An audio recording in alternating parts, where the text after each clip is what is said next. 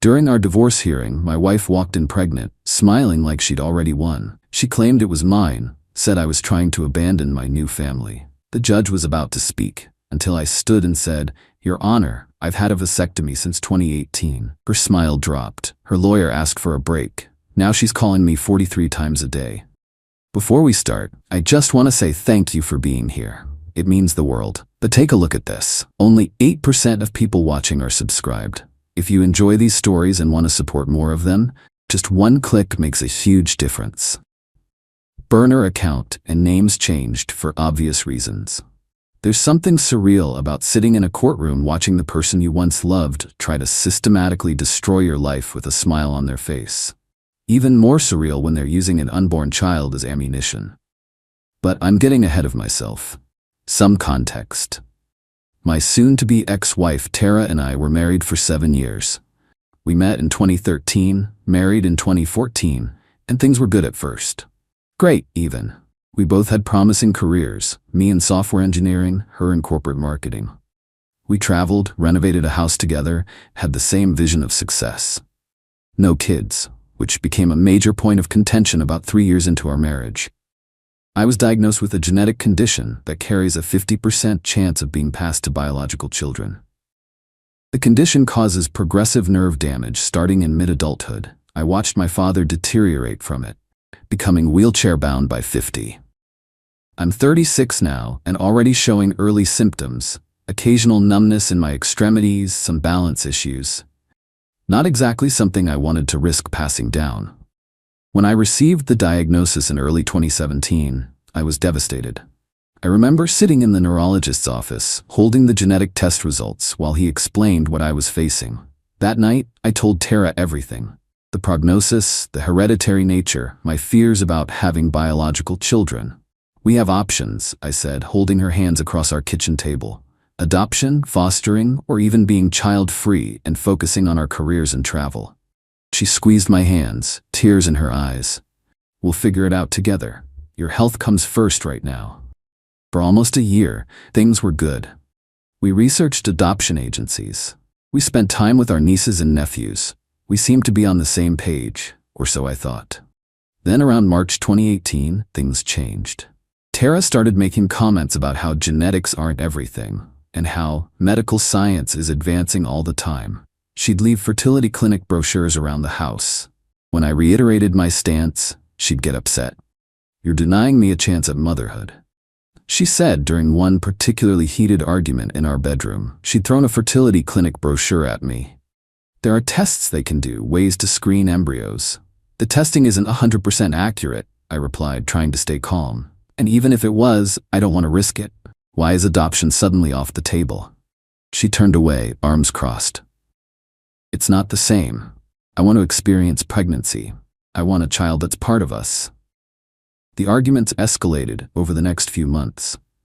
I'd come home to find her watching birthing videos or browsing baby furniture online.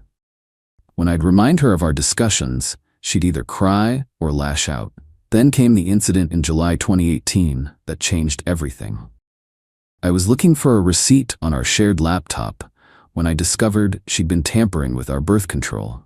There were searches on how to poke holes in condoms without leaving obvious damage, and calendar entries tracking her cycle with notes about when to forget her birth control pills. My blood ran cold when I found a forum open in her browser history where she was asking for advice on how to get pregnant when husband doesn't want kids.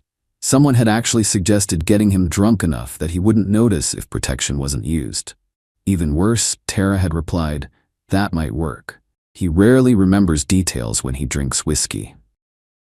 I sat there for hours, reading through weeks of her posts, feeling physically ill. This wasn't just a disagreement anymore. This was a fundamental breach of trust and bodily autonomy. I couldn't believe the woman I married would plot something like this. When Tara got home that evening, I confronted her with what I'd found. I'll never forget how quickly her expression changed, from shock at being discovered to a kind of desperate justification. "You're overreacting," she said, pacing our living room. "I was just venting online." "Venting? You were actively planning to trick me into fatherhood." I was shaking with anger and betrayal. That's when she broke down crying, collapsing onto our couch. I'm desperate. I'm turning 35 next year. My biological clock is ticking while you keep stalling. I'm not stalling. I have a genetic disease. We discussed this. You'd come around once a baby was on the way, she insisted, wiping her tears. You'd love our child no matter what. I just need to help you see what you really want. I slept in the guest room that night, unable to even look at her. The next morning, I called my doctor and made an appointment for a vasectomy consultation. I didn't tell Tara, not out of spite, but out of self-protection. I couldn't trust her anymore, and I needed to ensure I wouldn't be forced into parenthood against my will. The procedure happened in September 2017, while Tara was on a weekend trip with her sister. The doctor understood my situation and was supportive, especially given my genetic condition. I took a few days off work, telling Tara I had a project deadline and would be busy anyway. The recovery was quick, some ice packs and mild discomfort, nothing major. I planned to tell her after she returned and suggest marriage counseling to work through our fundamental disconnect. But the night she came home from her trip, she blindsided me with a bombshell of her own. I think we should separate, she said over dinner, not even meeting my eyes. I've already talked to a divorce attorney. I was stunned. Just like that? No counseling, no trying to work through this? What's there to work through? You won't give me children, and I can't waste my fertile years on someone who won't change his mind. She said it so coldly, like she'd rehearsed it. I didn't mention the vasectomy then. It seemed pointless since we were apparently heading for divorce anyway. We spent the next few weeks discussing logistics, how to split assets, who would move out. It was civil but tense. Then, inexplicably, in November 2018, about 2 months after she'd first mentioned divorce, Tara wanted to reconcile. She showed up at the apartment I'd been renting with takeout from our favorite restaurant and tears in her eyes. I've been thinking, she said as we sat awkwardly at my tiny kitchen table. Maybe I can accept a child-free marriage if that's what it takes to save us. We built a life together, Drew. I don't want to throw that away. I was suspicious but willing to try. 7 years together isn't something you discard easily. We agreed to counseling, and I moved back into our house in December 2018. For almost 10 months, things seemed better. We went to weekly therapy. We reconnected physically and emotionally. I nearly told her about the vasectomy several times, but the right moment never materialized. As time passed, it became an increasingly difficult topic to broach, especially as things were finally improving between us. Then in September 2019, while Tara was in the shower, her phone kept buzzing with text notifications. Normally I'd never check her messages, but after the birth control incident, I still had lingering trust issues. I glanced at her screen and saw messages from Mark W. with preview text that made my stomach drop. Miss you too, baby. Can't wait until. I knew Mark Wilson was her boss. Against my better judgment, I opened the messages. What I found shattered any hope of saving our marriage.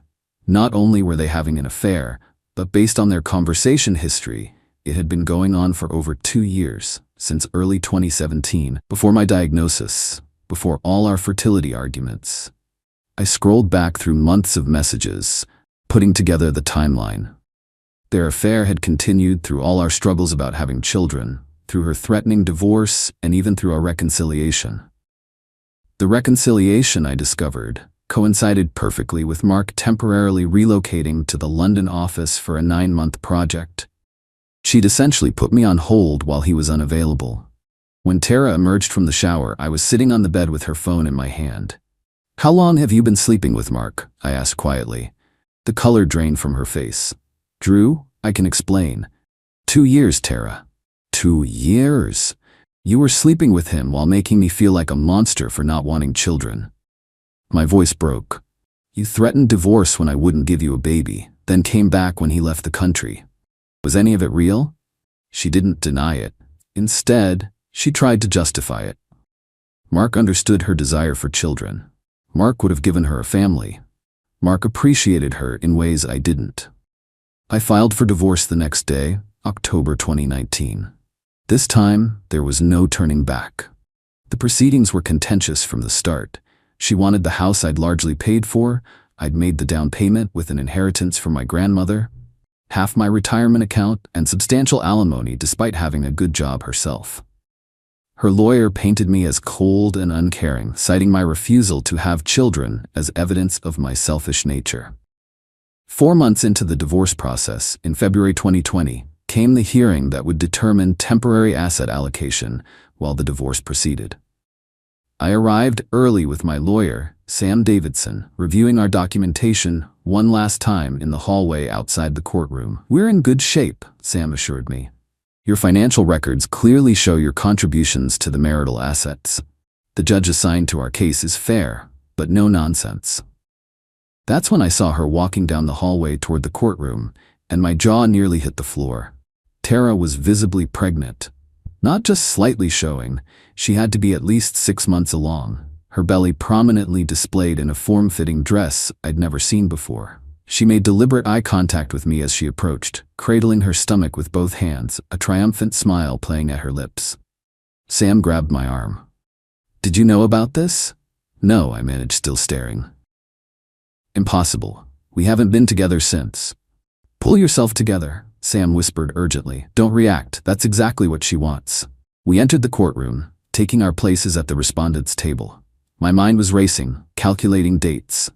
If she was that far along, the timing couldn't possibly match our separation. Unless, had she been pregnant during our reconciliation period and hidden it somehow? No, that didn't make sense either. Judge Harriet Winters entered, and we all rose. After the preliminaries, Tara's lawyer, a slick-looking man named Bennett, immediately addressed the court. "Your Honor, before we proceed, we'd like to amend our petition in light of recent developments." He gestured toward Tara. "As you can see, Mrs. Harmon is expecting. This significantly changes the financial considerations in this case." Judge Winters raised an eyebrow, looking between Tara and me, clearly noting Tara's advanced pregnancy. "I don't see any amended petition in my files, Counselor." "We'll be filing the formal amendment this week," Bennett replied smoothly. Given the advanced stage of Mrs. Harmon's pregnancy and today's scheduled hearing, we felt it important to bring this to the court's attention immediately. Tara placed her hand protectively over her belly, her expression angelically concerned. Bennett continued, his voice taking on an accusatory tone. "Mr. Harmon has not only been attempting to divest himself of financial responsibility to his wife, but is now attempting to abandon his responsibilities to his unborn child." I felt like I'd been punched in the gut. Sam scribbled furiously on his legal pad, "Paternity test ASAP." The judge turned toward me, her expression noticeably cooler. "Mr. Harmon, were you aware of this pregnancy?" Before I could answer, Bennett interjected, "Your Honor, he was aware. Mrs. Harmon informed him during their last attempt at reconciliation, which we believe precipitated his abrupt filing for divorce." That was a bold-faced lie. Sam stood immediately to object, but Tara's lawyer wasn't finished. "Furthermore, this pregnancy has complicated Mrs. Harmon's health, requiring her to reduce her work hours significantly. She's been diagnosed with gestational hypertension. This further necessitates adequate support from Mr. Rutt Harmon, who has shown callous disregard for his new family." Tara dabbed at her eyes with a tissue, the picture of a wounded, expectant mother. "I just want what's best for our baby," she said softly, but loud enough to carry. The judge sighed, looking at me with thinly veiled contempt. "Mr. Harmon, given these new circumstances..." That's when I stood up. Sam tugged at my sleeve, but I gently shook him off. "Your Honor, with all due respect, I've had a vasectomy since August 2018. The courtroom went completely silent. Tara's triumphant smile froze, then crumbled in real time. Her lawyer looked at her sharply, confusion evident in his expression. "I have my medical records here," I continued, retrieving a folder from my briefcase. I'd started carrying the documentation after the divorce proceedings began, not because I expected this exact scenario, but because I wanted a complete record of my medical situation, including my choice not to have children, as well as 2 follow-up sperm count tests confirming the procedure's success. I am not the father of that child. Tara's lawyer stood up, clearly flustered. "Your Honor, my client was not made aware of any such procedure. This is clearly a desperate attempt by Mr. Harmon to evade responsibility." Judge Winters held up her hand. "Let me see those records, please." I handed the folder to the bailiff, who brought it to the judge. She carefully examined each document. The procedure was performed by Dr. Levinson at Mercy Medical Center on August 10, 2018, I explained. I have the records and receipts. I also have documentation of my genetic condition which prompted this decision, polycystic neuropathy, the same condition that caused my father's early death. Tara was visibly shaking now, her face ashen. Bennett leaned over to whisper something to her, but she jerked away from him. "These appear to be in order," Judge Winters said after a moment. "Mrs. Harmon, were you aware of this procedure?"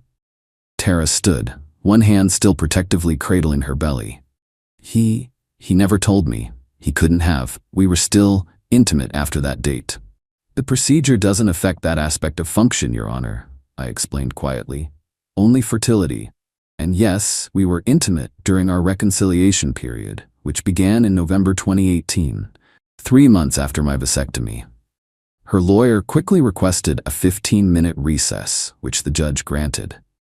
As they huddled in fierce conversation at the far side of the courtroom, Sam looked at me with a mixture of relief and exasperation. "A heads up would have been nice," he muttered. "This could have gone south quickly if your records weren't in order." "I didn't know she'd pull this," I replied, still processing the absurdity of the situation. "I never thought she'd try to pass off another man's child as mine in court." "Who do you think?" Sam left the question hanging. "Her boss, Mark. They've been having an affair for years." When the session resumed, Tara and her lawyer had clearly recalibrated their approach. Bennett adopted a completely different tone, claiming emotional distress due to my secretive medical procedure and arguing it constituted its own form of marital misconduct. "Your Honor, while my client may have been mistaken about the paternity of her child, the underlying issue remains Mr. Harmon's deception. He underwent a major medical procedure affecting their marital relationship without informing his wife." Judge Winters was having none of it. "Counselor, attempting to attribute paternity of another man's child to Mr. Harmon is a serious matter. Your client just testified under oath that this child is her husband's, which we've now established is biologically impossible. I suggest you confer with your client about the implications of perjury before proceeding further." She turned to address both parties. "Given these developments, we will postpone today's hearing on temporary asset allocation. Mr. Bennett, you have 48 hours to submit a revised petition that accurately reflects your client's circumstances. Mr. Davidson, you may file a response within 72 hours thereafter." As she stood to leave, she added, "And Mrs. Harmon, I strongly advise you to be forthright in all future filings with this court. Attempting to mislead the court about paternity is grounds for sanctions." As I gathered my things, I caught Tara glaring at me with naked hatred. Her lawyer was still whispering urgently to her, but her eyes never left mine. The mask of wounded expectant mother had completely fallen away, replaced by the look of someone whose carefully constructed plan had just spectacularly backfired. In the hallway outside, she tried to approach me, mascara streaking down her face. "Drew, please let me explain." Her lawyer intercepted her, physically steering her toward the exit while whispering something that made her stop struggling. That was 3 days ago. Since then, my phone has been blowing up. 43 calls from Tara, countless texts ranging from tearful apologies to vicious accusations. She's claimed alternately that I tricked her by getting the vasectomy, that the baby might miraculously be mine despite the procedure, and finally, in her most recent messages, that she made a horrible mistake, but we could still work things out and be a family if I would just talk to her. Her boss, Mark, the affair partner and likely father, has apparently gone completely silent since she told him about the courtroom revelation. According to a mutual friend who works at their company, he's suddenly taken a personal leave from the firm and cleared his schedule for the next month. The following week brought more developments. Tara's lawyer formally withdrew from representing her. Apparently, he hadn't been informed about the pregnancy deception beforehand and wanted no part in continuing as her counsel after being blindsided in court. She quickly hired new representation, a lawyer with a reputation for aggressive tactics, but significantly less respected in legal circles. My lawyer filed for an expedited divorce process based on the attempted fraud, which the judge granted. Instead of the year-long process we were expecting, we received a final hearing date just 6 weeks out. 2 days before that final hearing, I received an unexpected visitor at my apartment, Tara's sister Claire. We'd always gotten along well, and she'd stayed neutral during the initial separation. "I owe you an apology," she said as she sat stiffly on my couch. "Tara told me you knew about the baby and were abandoning her." I believed her. "What changed?" I asked, offering her coffee, which she declined. "She finally admitted everything to me yesterday. The affair with Mark, trying to trick you into having children during your marriage, deliberately getting pregnant by Mark while planning to pass the child off as yours for the divorce settlement." Claire shook her head, disgusted. She calculated that if the court thought the baby was yours, she'd secure much more favorable terms and ongoing support. "And Mark?" I asked. "He wants nothing to do with her now. Apparently, he never wanted children either, one of the reasons she was having problems with both of you. When your lawyer sent his attorney the court transcripts." She trailed off. "Let's just say he's not stepping up." "I'm sorry she dragged you into this," I said, and meant it. Claire had always been kind to me. "I'm the one who's sorry," she replied. "I should have seen who she really was sooner." The final divorce hearing was mercifully straightforward. With Tara's deception exposed and documented, the judge was unsympathetic to her demands. She received no alimony, only her fair share of our joint assets acquired during the marriage. I kept the house, refinancing to remove her name and buying out her portion of the equity, my retirement accounts, and my grandmother's heirloom jewelry she'd tried to claim. As we left the courtroom for the last time, Tara, now heavily pregnant, attempted one final plea. "Drew, please," she said, catching my arm. "I made mistakes, terrible mistakes, but this baby needs a father." I gently removed her hand. "I'm sure Mark will come around once the paternity test confirms what everyone already knows." "He won't," she whispered. "He's relocated to the Singapore office." "Then I'm sorry for your situation, but it's not my responsibility to fix it. I wish you and your child well, Tara, but our chapter is closed. It's been 6 months since the divorce was finalized. I've heard through mutual friends that Tara gave birth to a healthy baby boy and has moved back to her hometown to live with her parents. Mark apparently provides financial support, but remains in Singapore with no plans to return. As for me, I'm focusing on my health and future. I've started treatment for my condition with a specialist who's optimistic about new therapies that might slow the progression. I've kept the house, but renovated it extensively, removing all traces of my life with Tara and making it fully accessible for when my symptoms eventually worsen. The most unexpected positive outcome has been connecting with a support group for people with my condition. Through them, I've met others who chose not to have biological children for the same reason I did. For the first time, I don't feel defensive about that choice, just at peace with it. Sometimes I think about how differently things might have turned out if Tara and I had been honest with each other from the beginning, if I'd told her about the vasectomy immediately, if she'd been upfront about her unwillingness to consider alternatives to biological children, if she hadn't been carrying on an affair behind my back. But dwelling on what-ifs is pointless. The most valuable lesson from this whole experience is the importance of living authentically, even when it's difficult. No more hiding, no more compromising on fundamental values, no more relationships built on deception and manipulation. My life isn't perfect. My medical prognosis remains challenging, and some days the physical symptoms are frightening. But there's an overwhelming sense of rightness to my world now, a foundation of truth that was missing during those years of marriage. Sometimes the happiest ending isn't what you initially pictured for yourself. Sometimes it's just the quiet satisfaction of standing in your truth when it matters most, even if that means standing alone.